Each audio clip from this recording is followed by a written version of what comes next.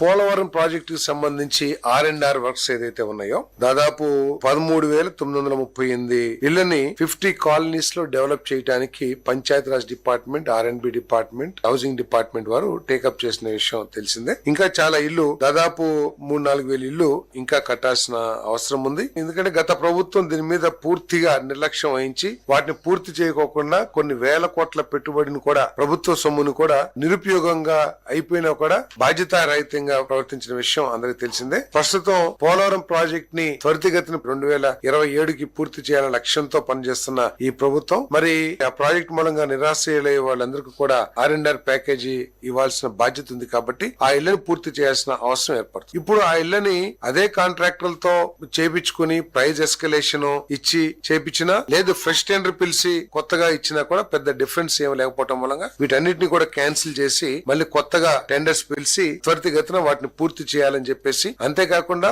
ఎవరైతే నిరాశ్రయులు ఆ కాలనీస్ కు తీసుకురాబడతారో వాళ్ళకి కావాల్సిన సోషల్ ఇన్ఫ్రాస్ట్రక్చర్ కూడా ఏర్పాటు చేయాలని చెప్పేసి ముఖ్యమంత్రి గారు సూచించడం జరిగింది. అంటే స్కూల్స్ కానివ్వండి, లేకపోతే టెంపుల్స్ కానివ్వండి, అన్ని వసతులు అంటే ఎట్టి పరిస్థితుల్లో కూడా వారు ఇబ్బంది పడుకోకుండా కొత్త కాలనీస్ కు వచ్చిన తర్వాత ఉపాధి పరంగా కానివ్వండి, లేకపోతే సోషల్ ఇన్ఫ్రాస్ట్రక్చర్ కానివ్వండి, ఎటువంటి ఇబ్బంది లేకుండా ఉండే విధంగా చర్యలు తీసుకోవాలని చెప్పేసి కూడా ముఖ్యమంత్రి గారు సూచించేయడం జరిగిందని చెప్పేసి మనం చేస్తాం.